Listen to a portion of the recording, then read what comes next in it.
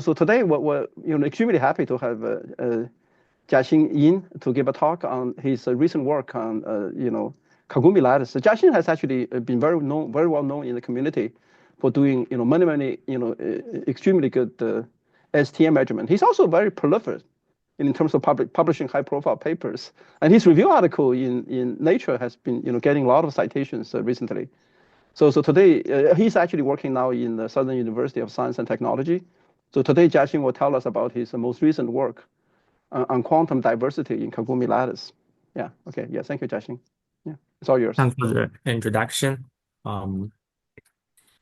So I will mainly brief. I have several steps. First, I will mainly introduce some introduction to the kagome lattice electrons, and then talking about our most recent progress in resolving the magnetic kagome superconductivity, and lastly, we'll talk about some future opportunities in the spectroscopic study of kagome spin liquid. So the origin of kagome lattice was scientifically initially introduced by Japanese physicist Itoro Seiyuzi.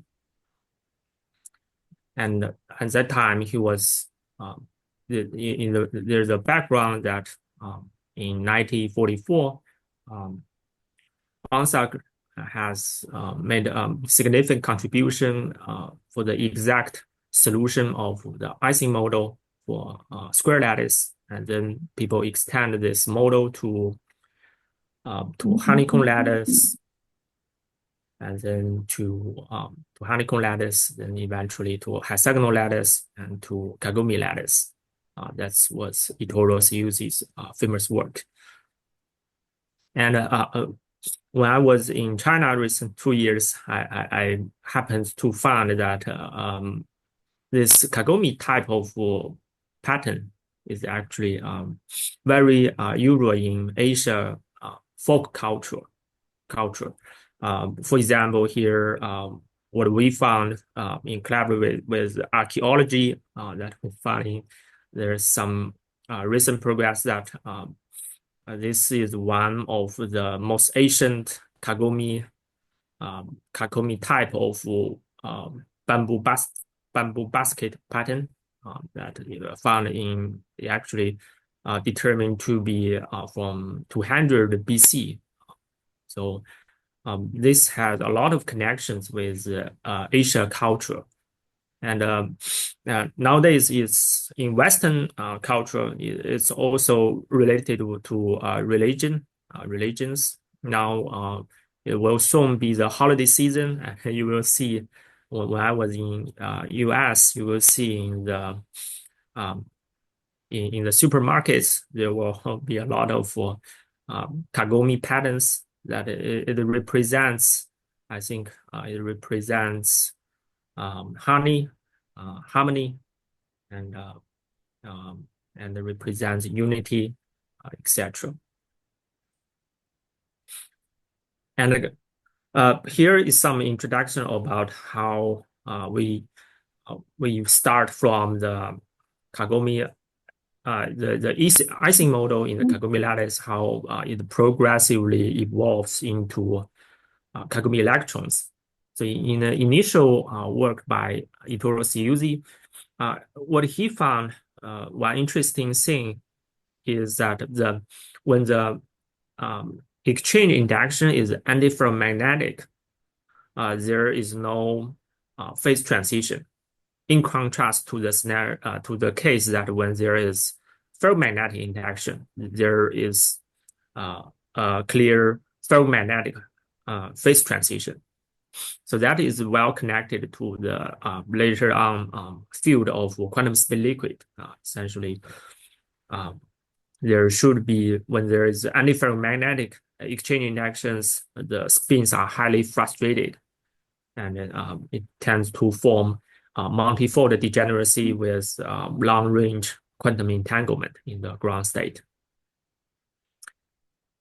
And 80 or 90 years ago, there actually big discussion on the fundamental source of magnetism. There are basically two pictures. One is a local picture from Heisenberg, thinking that the magnetism is essentially from the spins, localized spins. And on the other hand, Stoner proposed that the net magnetism may actually come from the electrons that are traveling around. Those itinerant electrons will eventually contribute to the net magnetization. So in this background, in the early 1990s, people start to cook out some models for the purely electronic induced magnetism. Those are so-called flat band magnetism. And this Michael and some others found that a kagome lattice may be a very good platform to produce this flat band, and then has flat band ferromagnetism. And probably for the first time, then Michael has written down the Harvard model, which includes the tight binding model of the kagome lattice, so that the electronic band structure of kagome lattice was finally revealed, where it has three key features, including the flat band, Van Hoff singularities, two Van Hoff singularities, and Dirac cone near the Rayleigh zone corners. And there are several fundamental concepts for the kagome electrons. The first would be topological matter. The initial discussion was made by Nagosa, who tried to Nagosa and his co-authors, and who tried to think that when what they consider is that there can be spins that form a complex network in the kagome lattice. Essentially, they have a non-coplanar configuration. So the non-coplanar spin-Barry phase may open the Dirac gap on the Dirac electrons, may open a Chern energy gap essentially.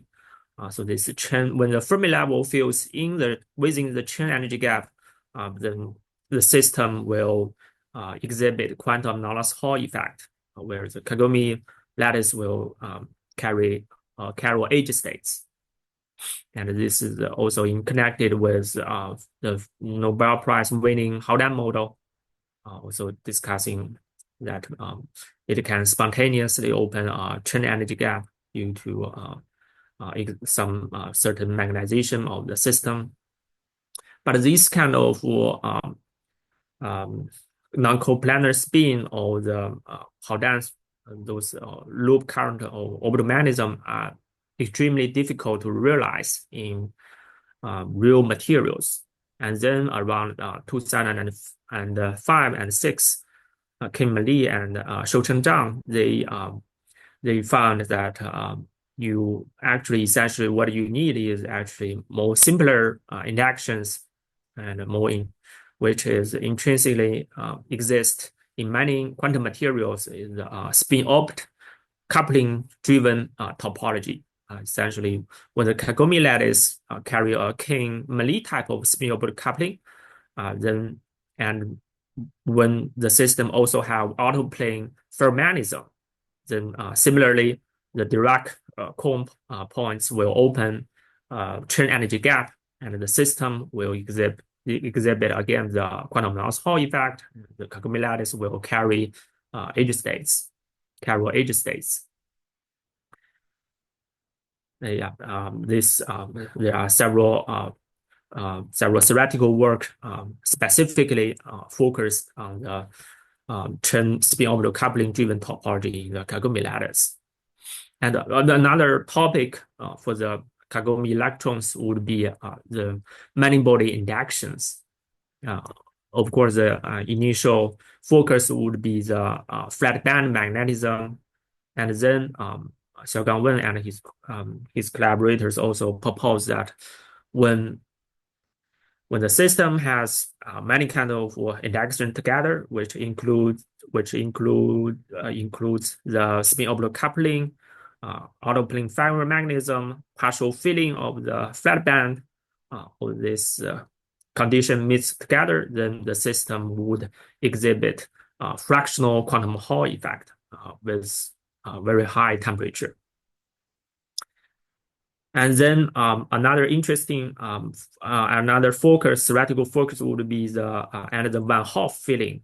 And the Van Hoff filling, several groups around 2012 and 13, they found that because of the perfect nesting feature, we can see the Fermi surface is a hexagonal shape, and there are parallel lines. Those parallel lines will lead to Fermi surface nesting instability, and those instability will produce a lot of unconventional density waves, including spin density wave, charge density wave, and some time reversal, even time reversal symmetry breaking. Those time reversal symmetry breaking density waves can additionally induce interaction-driven topology, where we no longer require the energy gap, topological energy gap opens and a certain band singularity. It just naturally opens around another Fermi level. So again, we'll carry age states, topological age states, and orbital magnetism.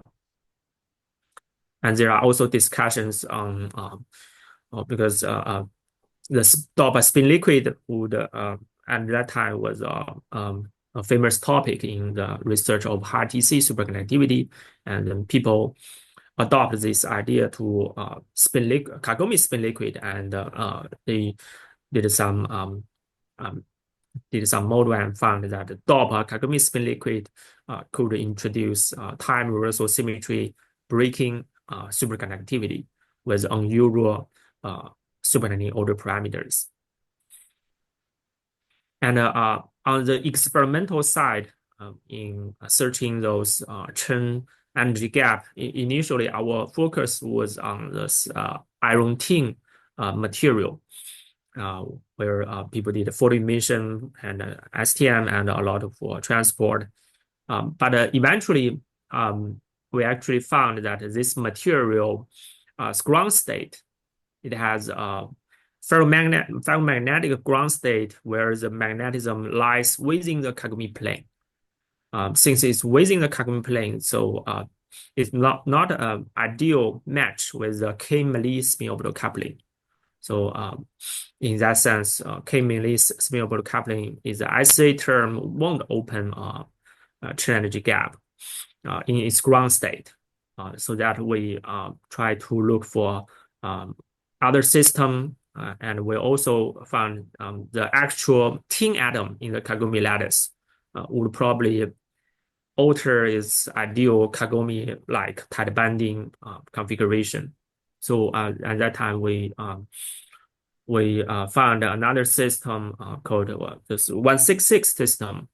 Essentially, the large rare earth chemical pressure will push the actual tin atom out of the kagome plane. In addition to that, this turbine magnetin will have direct off-plane magnetization. So that would be an ideal situation for the formation of Chern energy gap. So we will have some additional experimental data on this. So from the magnetization data, you can see it's a very straightforward magnet. It has a clear loop in its ground state, magnetic loop in its ground state. And then for the STM, we can clearly we're lucky to see the kagome lattice, and this kagome lattice is very clean. For a large field of view, we don't see any defects. And then when we apply magnetic field to 9 Tesla, we immediately found that a lot of states are generated in the kagome lattice, and on the turbine pin surface, which is not kagome lattice, we don't find such dramatic change or dramatic states emerging. And then we are able to systematically map out the Landau fan. There are a lot of peaks evolving nonlinearly with the magnetic field, and this peak can be with field and energy can be extracted and can be well fitted by a Chern gapped Dirac model. So that's the description, mathematical description for a spin polarized Chern gap Dirac dispersion. So this G factor means it's spin polarized factor, so polarize to one direction, and then we have Dirac energy gap, and here it will be the Chern energy gap and Dirac dispersion. It's a linear dispersion if taking into account the square root outside and the square behavior inside. So it's essentially a linear behavior with magnetic field. And this model can extract the Chern energy gap to be 34 millivolts, and its energy, Dirac energy, is around 130 millivolts. So that's above the Fermi level. But it can be consistent with our DFT calculation. With spin-orbital coupling, this gap opens. Without spin-orbital coupling, this gap closes. That's very consistent. And then we try to look for the chiral edge states. So we found a kagome step edge and do a systematic mapping and different energies, and only at the energy that determined to be the Dirac energy or the Chern gap energy, we detected a pronounced edge states. So that builds up a bulk boundary correspondence. And we also study the scattering feature of the edge. We do some mapping and do the Fourier transform. We can study the quasi-particle scattering. And we also found that within the Chern energy gap region, the quasi-particle scattering near on the edge would be substantially suppressed. That would be consistent with its absence of backscattering feature for the chiral edge states. And lastly, from the STM data, we can actually use semi-classical formula to estimate the hole conductance per kagome layer. For each kagome layer, based on our STM data measured Chern energy gap and Dirac energy, we can evaluate it should be 0.13 per quantum hole. And this because the Dirac gap is above the Fermi level slightly, so it's not perfectly quantized. So it's 0.13 quantum hole based on STM data. And then Shangjia's group measures the bulk transport enormous Hall effect. So through scaling analysis, we can extract the intrinsic contribution per kagome layer. The enormous Hall contribution would be 0.14 0.14 quantum Hall. So that is very highly consistent with our STM evaluation. So we claim that this builds up a Babbitt curvature correspondence because the Babbitt curvature introduces enormous Hall. But there's still ongoing problem with this 166 material. There are plenty of study of 166 material later on, but we found that there are actually too many trivial bands, or saying that those systems are too metallic. So it's very hard to eventually realize the transport quantum anomalous Hall effect or fractional quantum anomalous Hall effect. So we are still looking for better platforms. But at initial stage, it's a good demonstration between the consistency between spectroscopic data and the transport data. And then later on, there are also a lot of discussions in this field on wild fermion, and especially some application of those material, especially the magnetin material. It's very useful for antiferromagnetic spintronics. So as we have said that the kagome lattice with magnetism and spin-orbit coupling can produce this Chern energy gap for each kagome layer. But when the kagome interlayer induction is strong, like magnetin, is a direct stacking of kagome lattice, then and on certain kz, the Chern energy gap would close. This closing point would turn to be a wild point. So we have a wild forming for those material whose interlayer induction are stronger. Those are magnetin, cobaltin, sulfur, the most famous two material. And those studies are actually, in my view, heavily DFT driven, because if you look at the data, they all be very broad. You basically cannot tell whether it's an arc or a cone. Those interactions are very strong. So basically, you are guided by the DFT, and DFT matched with the experimental data. Eventually, you can do some claim on the wild physics. And there can be very high-speed electrons like Dirac, wild, and there can also be very low-speed electrons in the kagome lattice, as known as flat band. The flat band, there are a lot of discussion and studies on the electronic flat band. For example, the initial discussion was the flat band. The initial discussion was the flat band was in the tight binding model was initially proposed with s orbital. So when you have d orbitals in those kagome metals, how do you produce a perfect flat band? It turns out the d orbital has to form certain configurations. In this case, it has to in the inner hexagonals have the dxz, dyz orbital has to form a chain-like feature, so that their hoping was eventually cancelled.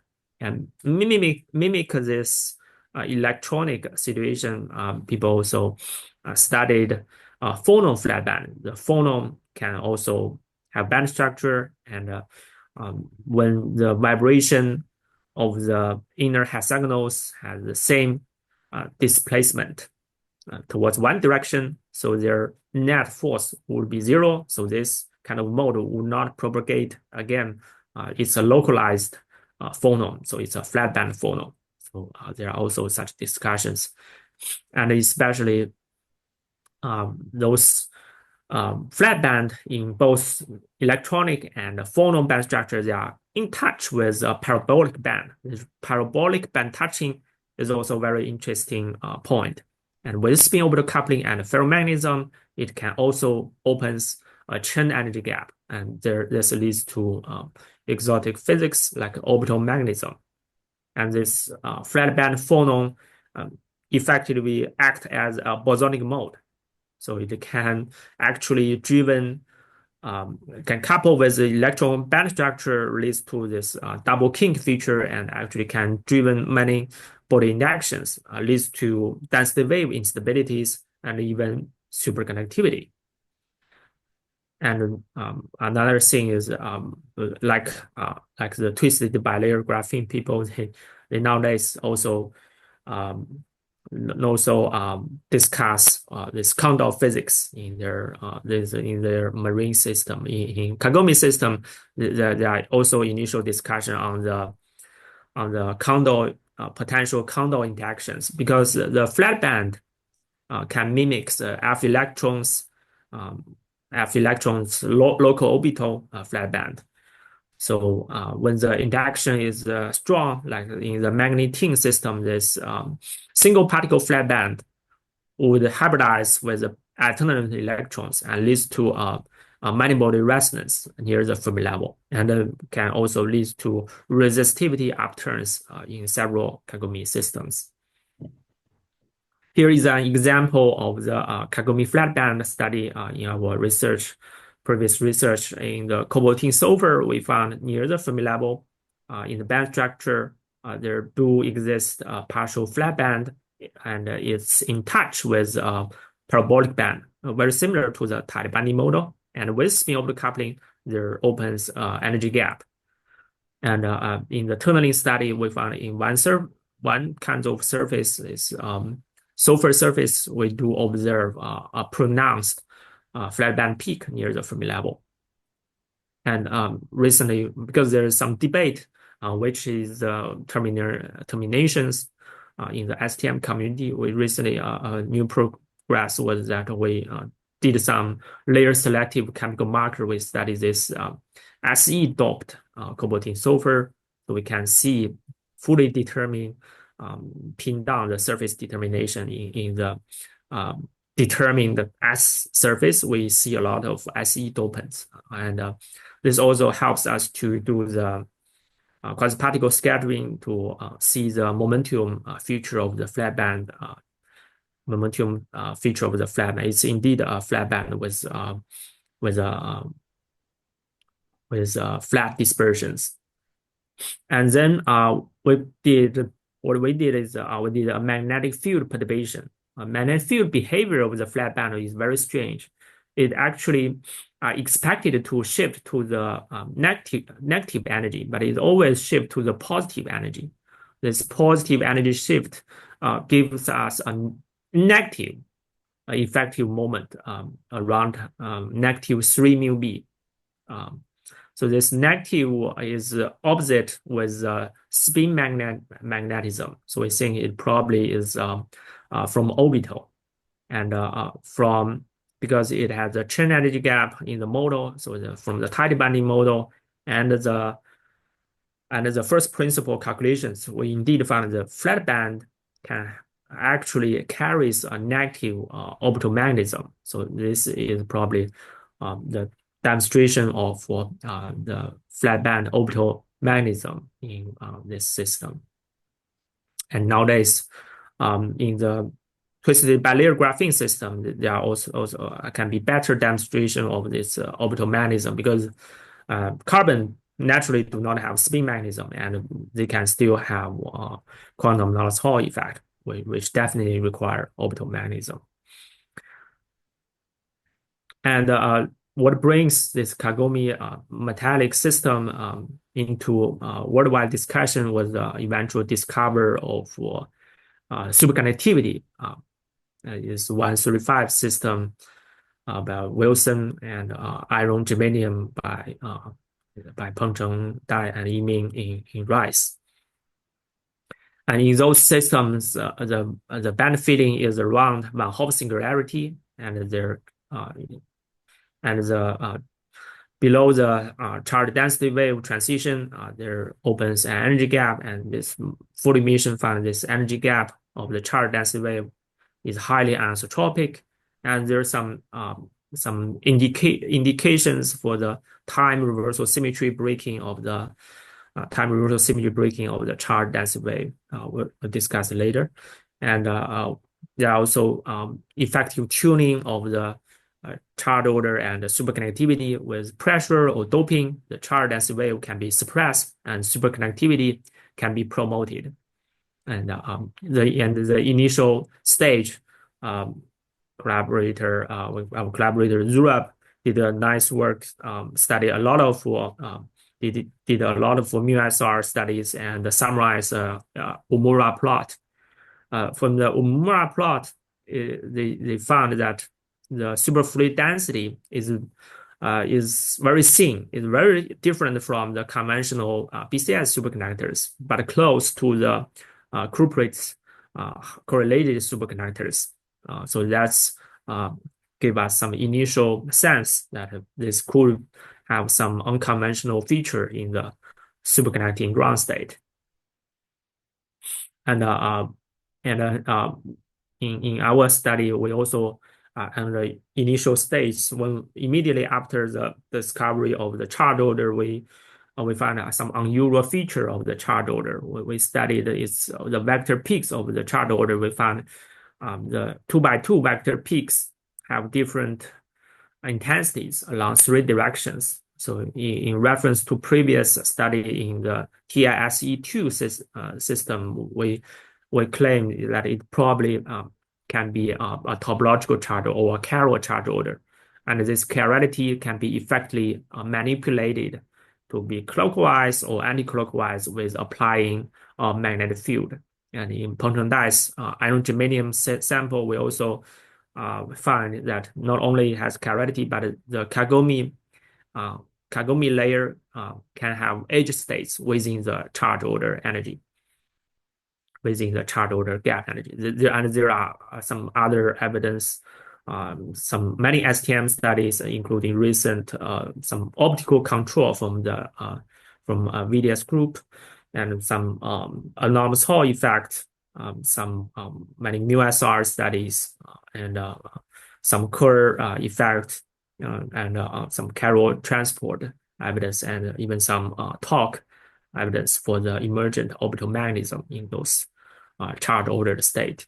And there are also significant debate or some different opinions against such proposal, or questioning such proposal. We note that it's not a pre-existing it's not a big theoretical prediction. No one has predicted before the experiments that there should be such a topological charge order, should be a chiral charge order. It's after we see some experimental data, we propose such a possibility. So it's subject to our further test. I briefly mentioned some of the problems. The first big problem is the anomalous Hall, whether it's anomalous Hall, right? We often see it's a anomalous contribution to the Hall effect, because there is no loop. There is simply no loop, and we're still not sure whether the same device can have those loop behavior. And because this material always have this 2 by 2 by 2 CDW, and by geometry, the lattice geometry dictated that such 2 by 2 by 2 CDW has to be pneumatic. Its lattice geometry has to broken C2 down to has to broken C6 down to C2. So in many experiments, this pneumaticity effect can override chirality. And of course, there are our side, we have some argument that this can be due to defects and string reason. There's some discussions. And there are clearly more evidence from Kerr effect, from captonics couple experiments, that there seems to be no Kerr effect. And the Kerr effect previous detected could be some other reason, not directly related with charge order. And there are also certain also theoretical sides. There are also arguments that a certain loop current naturally won't have such Kerr effect. There's still some ongoing discussion. And of course, including our collaborators, we also found that the orbital magnetism is just close to our detection sensitivity. And it's theoretically proposed to be 0.001 μb. And this happens to be the limit of the spin polarized neutron scattering. And we do find some signature, but it's not conclusive yet. And there are also some other problems. There are actual, this 2 by 2 by 4 in CDW actual stripes, probably surface or probably emergent stuff in CVS and RVS. And the iron germanium, many of iron germanium crystal have short range CDW instead of large range. And there are also some SC166 that also exhibit some anomalous Hall effect, but its vector is very completely different. These are still challenges in this direction. So now I come back to my main topic, our recent study on magnetic kagome superconductivity. So when we written this review, our initial big problem is why it works to study, since its TC is so low. And we checked some pioneer references and found actually Matthias and Anderson had actually studied those materials with superconductors with kagome lattice. And initially, Matthias called it ferromagnetic superconductors, and Anderson also did some analysis on how would the magnetism behave in a superconductor. So it's the initial idea was those material probably have those kagome superconductor probably have some emergent magnetism, and it can be expected their magnetism will be very tiny. So we need to design some state-of-art experiment to search for those tiny magnetism, especially from the superconducting electronic structure. That is what we did in recent 2 years. So we use this ultra high precision pan-type STM measurement. And currently in our lab, our temperature can be as low as 30, lattice temperature as low as 30 millikelvin, and electronic temperature can be around 90 millikelvin. And we also try to design some fundamental method to measure those tiny magnetism. We did some plain vanilla, we call it plain vanilla methodology for detecting time reversal symmetry-breaking quasi-particles. Essentially, we measure the Bogoliubov quasi-particle with a tiny positive field, and then we measure it again with a tiny negative field, and we just subtract these two signals to detect in which orbital channel the time reversal symmetry is broken. So that's we go to our experimental results. Here, the first observation is about some chiral superconductivity modulations with residual Fermi arcs.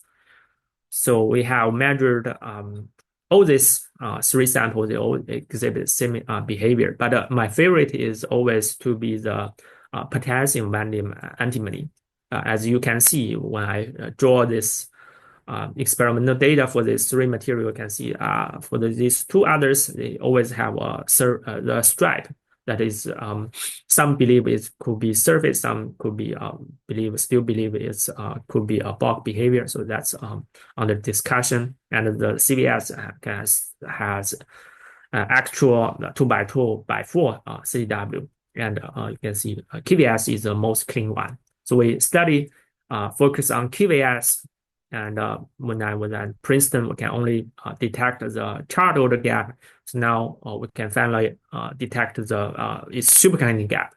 Its superconducting gap is S wave-like, but with finite residual density states with a flat bottom. So that's very interesting. And we can also perform this challenging Josephson tunneling with a niobium tip. With Josephson tunneling, there can be this zero bias peak as a Josephson signal. So it effectively measures the pair tunneling. So we usually tend to believe it's proportional to the Hubble pair density. Then we did high precision measurement along a line cut with both normal tunneling and Josephson tunneling. For the normal tunneling, we focus on its coherence peak and as we can see some tiny modulations of the peak energy. And this peak energy has modulation periodicity of 2A. So it's a 2A modulation. And then the Josephson zero bias peak signal also have a 2A modulation. So that's rigorously claim that it has a 2A pair density wave, 2A pair density wave. Our measurement also, you can see the modulation energy is very tiny. It's within 10 mu eV. So it set a new record of energy resolution actually at a mu eV level. So this is actually even below our electronic temperature resolution. How do we achieve that? We gave a short discussion. So if we have a delta function, it will be measured as a Gaussian peak in our tunneling experiment, and with a width of 3.5 kBT effective. And if we have two delta function peaks at the same location, when they are close enough, we want closer than 3.5 kb TEF, T effective, then we won't be able to tell there are two peaks. So that's basically sets our resolution. That's the typical meaning of energy resolution. So if the two peaks are too close, then the energy resolution, we won't be able to detect them. However, the situation is different for the pair density wave detection because they are essentially two delta functions and two locations. They are two locations. So in the real measurement, we will still see their broadening, but now their broadening are on their own, as long as the spatial resolution is good enough. So we can still tell their peak energy difference. Their peak energy difference can be still distinguished, which is beyond the effective temperature. And this is also more challenging. It requires not only you have lower electronic temperature, but a high spatial resolution, and you need to measure this peak to be very accurate. You need to have very high signal to noise level. So combining these three, we're able to go beyond the resolution limit, thermal resolution limit. And measuring those modulations in 2 dimensions, we are able to detect the pairing gap modulations to be 2 by 2, and it has different intensities that defines a chirality. It's a chiral 2 by 2 pairing gap modulation. And similar, we have a chiral pair density modulation. They have all these two measured by normal tip and spanning tip. They have some chirality in the 2 by 2 pair density wave. And this 2 by 2 pair density wave can similarly be manipulated by magnetic field, because any tiny magnetic field will immediately destroy superconductivity because it's low HC2. So we have to use field history. We add a field and withdraw the field to 0. So we use this field history to manipulate the chirality, and we do find it can be manipulated. And for the charge order, we can also do more study on the charge field. Can also manipulate the charge chirality. For example, in this case, we have a domain wall, where in the upper location we have a clockwise chirality of the charge order, and for the lower region we have anti-clockwise chirality of the charge order. And for the lower focusing on the lower region, we can manipulate with the magnetic field on its chirality. And then what we want to ask is, what's the relation between the chirality of the charge order and the chirality of the pair density wave? So we measure for the same location, we measure the chirality of the charge order, and we measure the chirality of the pair density wave. We both measure the charge energy gap gap map and the summoning energy map. So we determine its chirality to be opposite. Their chirality is opposite. So there is an anti-chirality between charge order and the pair density wave.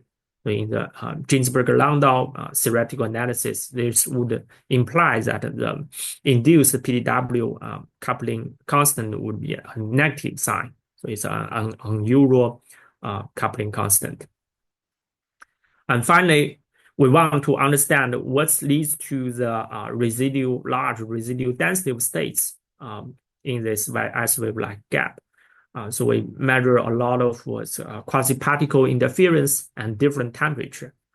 And we found at a very high temperature, initially there comes out, when we lower down the temperature from 30 Kelvin to 20 to 10 to 4.2, and emerge the circular pocket progressively emerged. And then there will be a triangle pocket, triangle shape quasi-particle signal. And eventually, on the lowest temperature, we have this arc-like feature.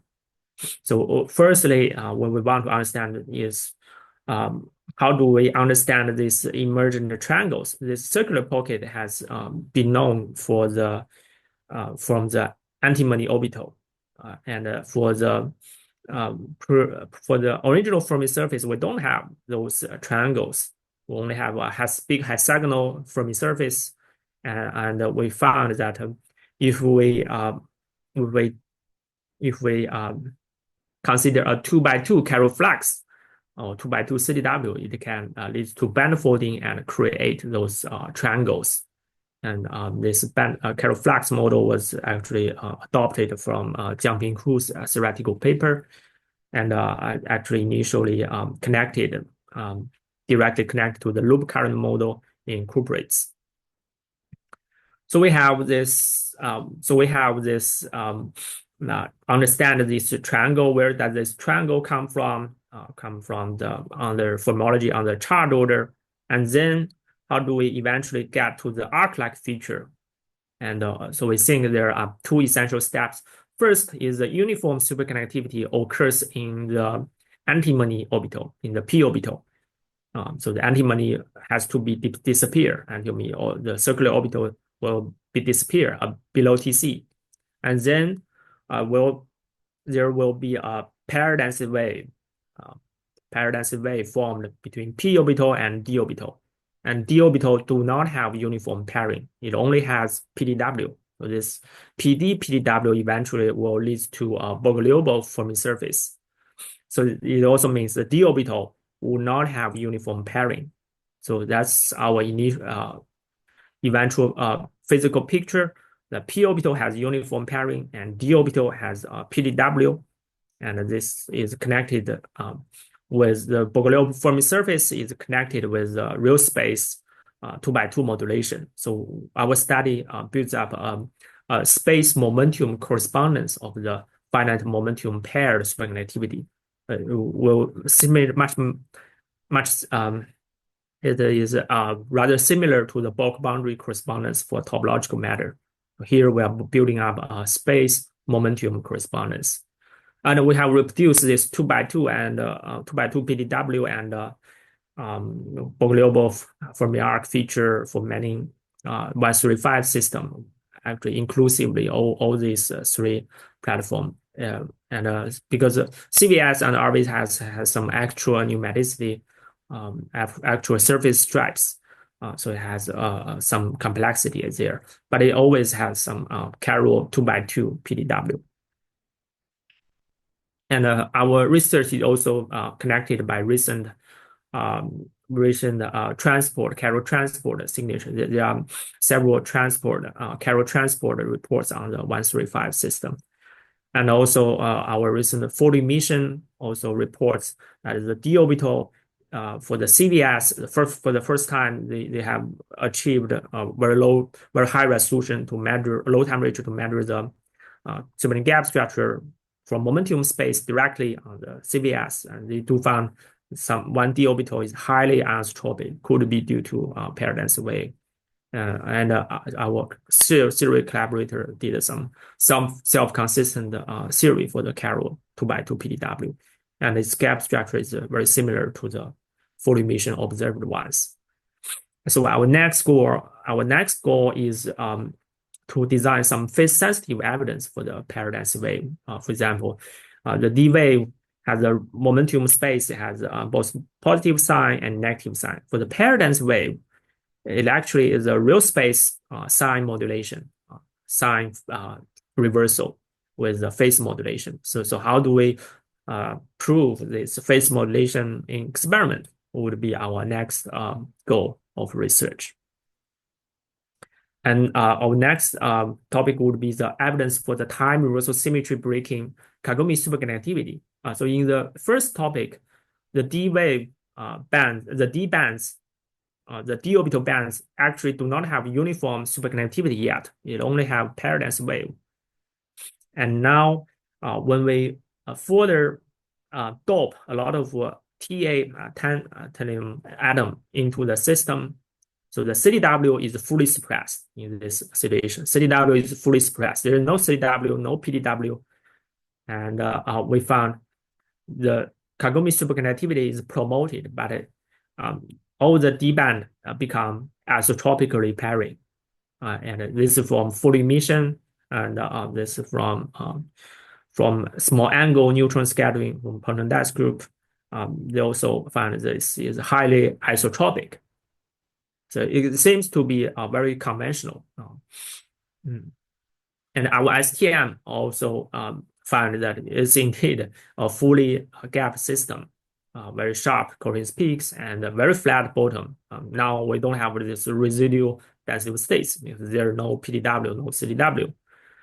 But our collaborator from MuSR, they actually find it's still very unusual. This superconducting state begins to break time rotation symmetry. In the parent compound, it's a charge order state breaks time rotation symmetry and down to the superconducting state. Now it's the superconducting time rotation symmetry breaking directly happens and the superconducting transition or near the superconducting transition. Not only our TA doped sample, but for the pristine sample, all the pristine 135 sample, as long as we add enough pressure to suppress CW, suppress PDW, we always get the time rotation symmetry breaking superconducting signal. So where does this time reversal symmetry breaking occurs in the electronic structure? That's our research goal. So we use quasi-particle interference study. We think there are two sets of Fermi surface, one from d orbital, one from p orbital. So there are our quasi-particle scattering clearly resolve these three sets of Fermi surface scattering, Q alpha, Q beta, Q alpha beta. And they seem to be very sensitive to magnetic field. That's very good for our magnetic field study. So then we apply our previous mentioned plain vanilla methodology. So we first apply a positive field and then measure the signal, then apply a negative field, measure the signal again, and do the subtraction. We do the subtraction to obtain the so-called delta Z signal.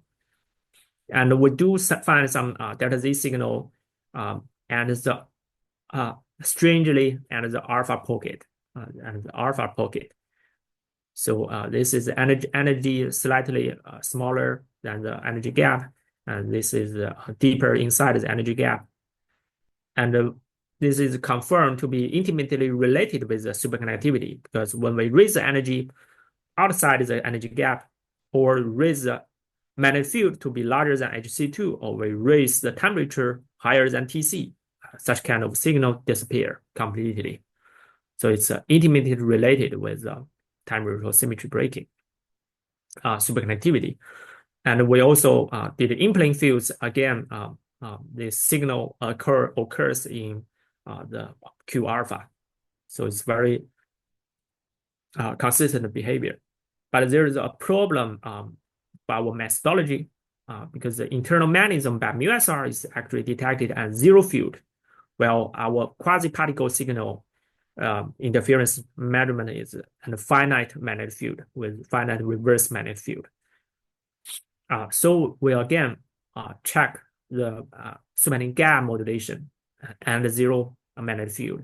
And we found there is a spontaneous Cooper pair modulation again, and Q alpha. And this Q alpha, we again see some tiny Cooper pair modulation from the superconducting coherence peaks. Note that this is not pair dense wave because we don't have CDW, PDW. So how could we have such quasi-particle, such gap modulations and KF? That's a question. And we found that this is essentially related with the pioneering work by Lu Yu in his famous YSR paper, Yu Shiba states paper. In his supplementary, he actually deduced an equation that in near the magnetic impurity, the superconducting gap actually modulates, and the KF, it will modulate. Impurity will modulate the superconducting order parameter. And then Donghai Li recently extended this idea to several other cases. For example, the most related case with us would be the non-magnetic effect in a superconductor with Zeeman splitting in magnetic superconductor. So that's close to our case. And we think the TA impurity in this time-rooted superconductor will modulate the superconducting gap. So eventually we have three pieces of evidence. First is the internal magnetism, and this indicates time-rooted symmetry breaking, similar with our quasi-particle asymmetric signal. And this parallel modulations is also measured at zero field with internal magnetism, and it's connected with the particle asymmetry, both and Q alpha. So what's the specialty of alpha band? Our first principle calculations found that alpha band is indeed somewhat unusual in the doped ones, because the alpha band has both actually equal weight of antimony p orbital and vanadium d orbital. So it's a orbitally mixed band. And but we could not go further. We could not further to derive its exact order parameter. Our now current thinking is current understanding is there should be a fully open gap, a complex order parameter, delta 1 plus I delta 2. And this is in connect with the initial theoretical proposal for P plus IP or D plus IB, D plus ID, but we still don't know the exact order parameter. And we also know that in many other magnetic supermagnetic candidates, the order parameter is also an open question. I personally believe this is inadequacy of current theory for describing those magnetic superconductors. But experimentally, we think it's the evidence form a complete evidence chain to demonstrate the time-rooted symmetry breaking. So that's our a short summary of our current understanding for the magnetic superconductivity. In the charge order, we have a chiral charge order with time-rooted symmetry breaking, and in the superconducting state, the d orbital, because the time-rooted symmetry breaking of the d orbital, we charge order, we don't have uniform superconductivity in the d orbital yet. So there is only induced 2x2 chiral PDW in the d orbital, and the superconductivity mainly come from antimony p orbital. So that's why many of the experiments think it is conventional. So it mostly exhibit conventional features. And then in the doped case, in this side, we have possibly some D plus ID pairing. This is mixed with d orbital and p orbital, and it also can have certain called chiral superconductivity can be this scenario. And lastly, I discussed some opportunities in the kagome spin liquid.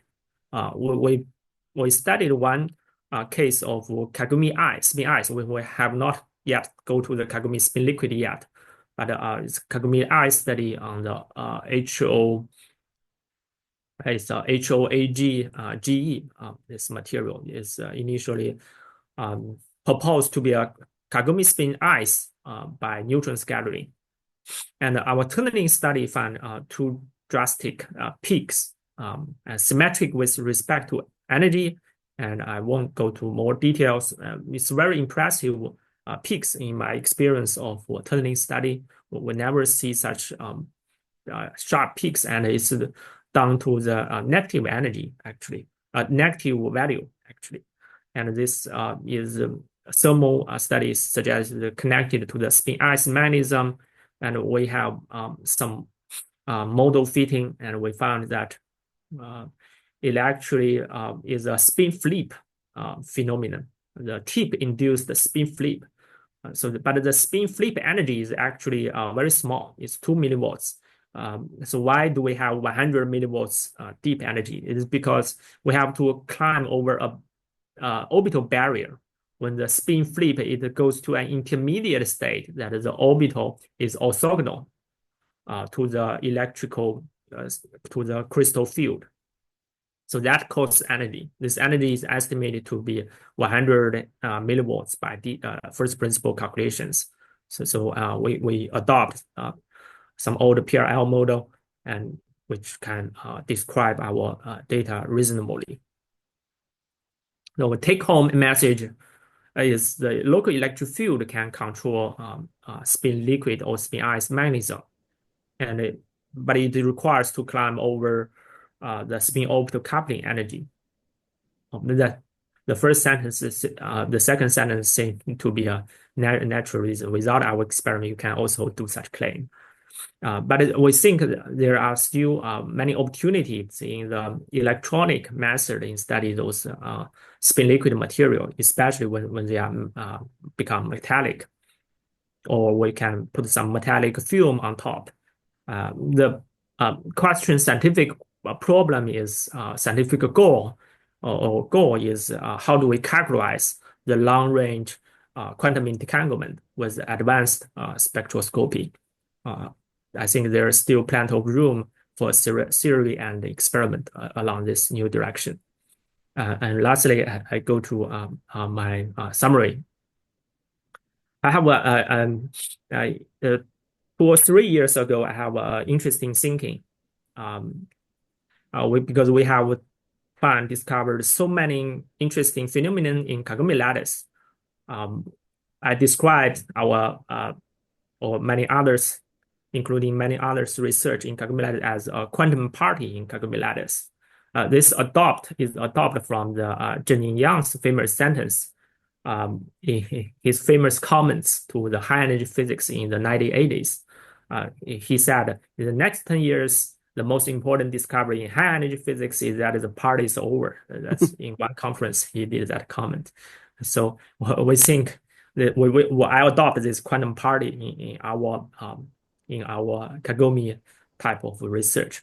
But back to Jiaxin Yin's deep thinking, we think in our field, in my research, I also have my big problem in that on my research, at least my research was either within superconductivity discussion or within the quantum Hall discussion. I never jump out these two fields.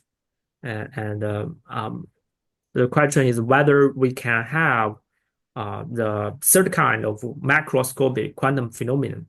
And I look back to the history of the discovery of superconductivity and quantum Hall. I think there can be some opportunities, especially in the kagome lattice material with so many diverse interactions, diverse phenomena.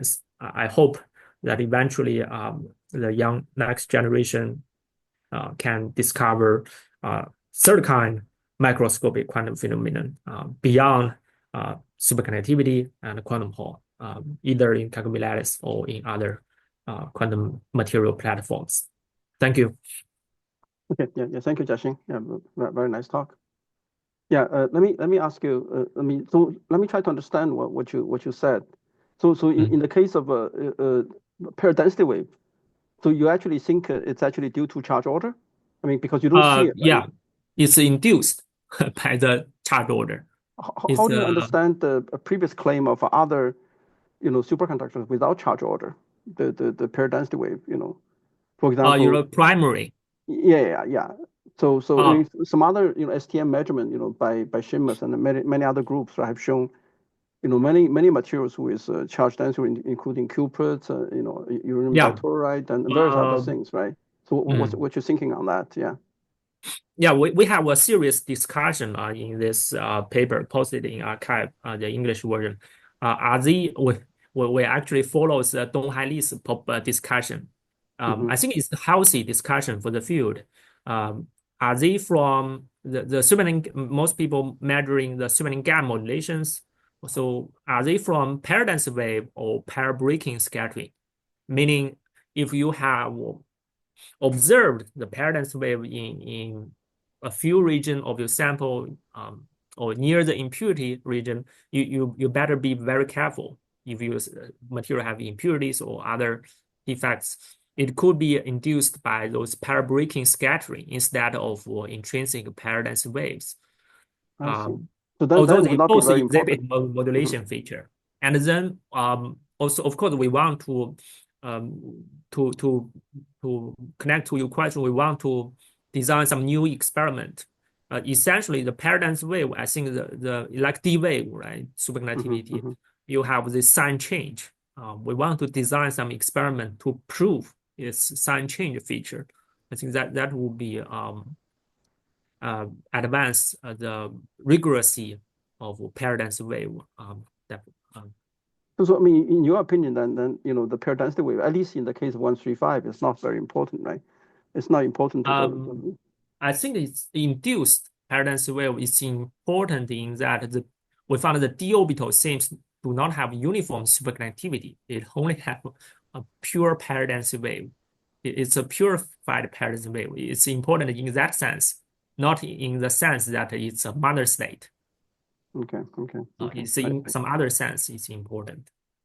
So For example, it will produce some the paradigm wave will have Bogoliubov form surface will produce some important features to explain some unusual, like Xian Li previously see some thermal conductivity, and even MuSR actually think some of their data could be interpreted as nodal superconductivity. And now our current belief, my belief is those nodal superconductivity claim is equal to the paradigm wave states because they are seeing paradigm wave. The paradigm wave, the gap is highly anisotropic in the d orbital in the calculation in our STM. There is some residual density states. Those states will contribute to the nodal-like signal in many measurements. And in transport, there will be some time reversal symmetry breaking, or people call it chiral transport behavior. Those are related to the chiral paradigm wave. So it has some definitive consequences. So I'm not saying it's not important. Its mechanism probably not that impressive, but it has some substantial consequences. Okay, Chandon? Hi, Talk. So I just wanted to make a comment about this relationship between anisotropy and pair density waves. So we have a few papers that bring out this relationship between how you have anisotropy in the D wave sector and how that leads to modulated pairing, as opposed to having an isotropic sector where you don't have modulated pairing.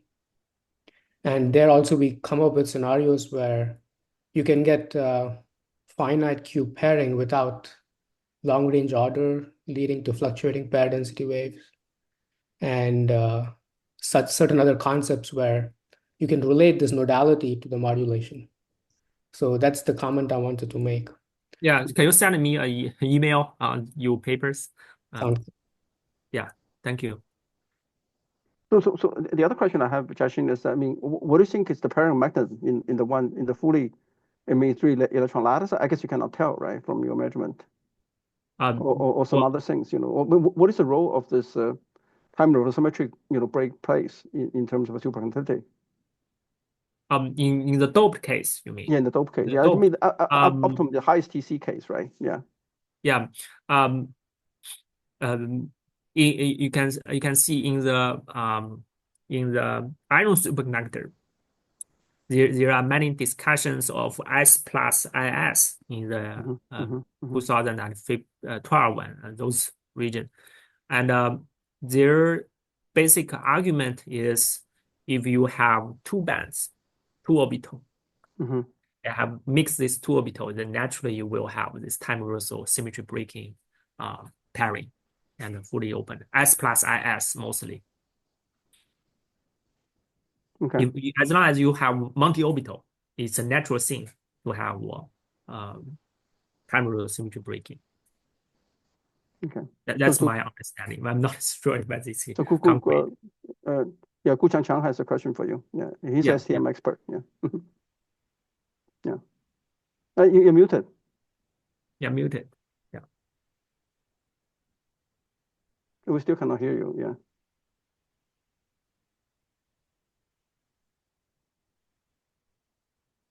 No sound, yeah.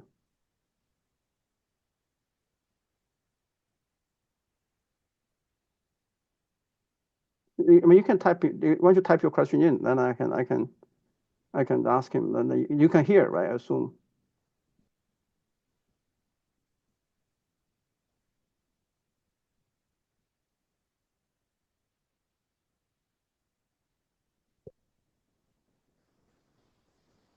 So I remember we also had some neutron measurement, right, in this paper, in this Nature Material paper. You also, with the French collaborator, we also put some spin polarized neutron data, right? Mm-hmm. So I want to ask, is our neutron study again is on the boundary, right? Yeah, inconclusive. I mean, it's inconclusive. Yeah. Again on the boundary, but we put some constraint on the moment, but it's again on the boundary. Okay, so I guess the question is, can we use spin polarized tip to detect the chiral of CDW in CVS? Previously, Wen has results. It's a non-results in the CVS. He did not see magnetic field switch. Was his major claim. And if you look at our publications, we also never claim that we can see the field-induced chirality switch in CVS. CVS is somehow, we think it's probably due to the complexity of 2x2x4 CDW and the surface 1x4 stripes. So CVS may be not a good case. And also for spin polarized STM,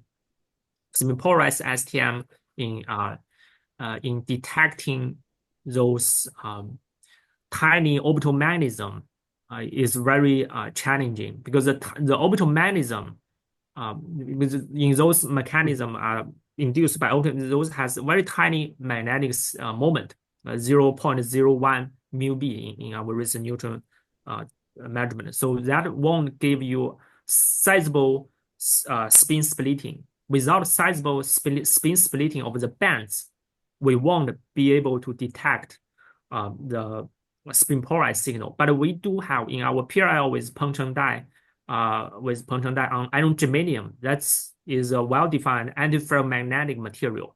We did a spin polarized study and do find chirality switch between adjacent iron 3 germanium 1 layers. So that was in our PRL, we do find some spin related chirality switch that was with a spin polarized tip. We demonstrated that. Okay. Yeah. Another question, I guess, is I heard your proposal of a PDW sign change in real space. Can you comment on this more? It's the PDW sign switch in real space is not my proposal. Is the initial FFLO proposal. The initial FFLO proposal has a sign change. This is also in people's in Kevinson's stripe initial in the early years, he called it striped superconductor. The striped superconductor, also PDW state, also have this sign change.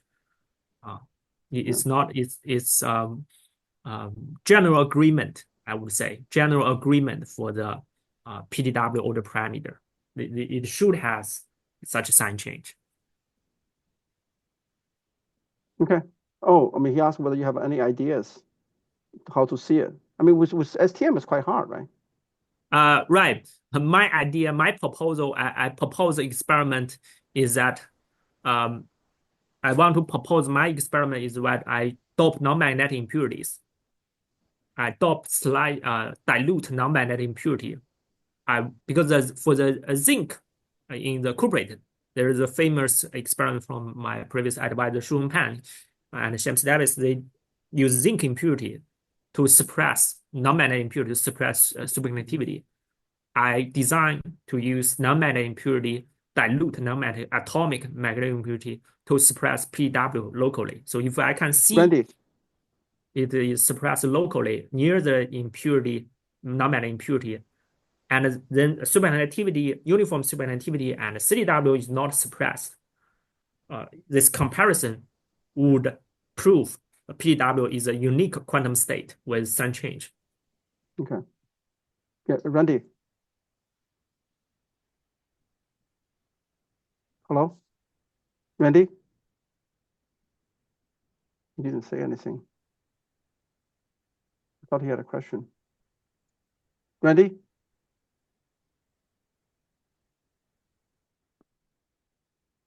Yeah, he raised his hand, but maybe accidentally. Yeah. Okay. In any case, yeah. Okay, Jiaxin, yeah, very nice talk. Yeah, yeah. No, I mean you touch quite a few topics. Give a very nice overall view. Yeah. Hopefully, I mean people will be more interested in this topic. Yeah, it really enhance the interest in this topic. Yeah, yeah. Okay. Yeah. Thank you very much.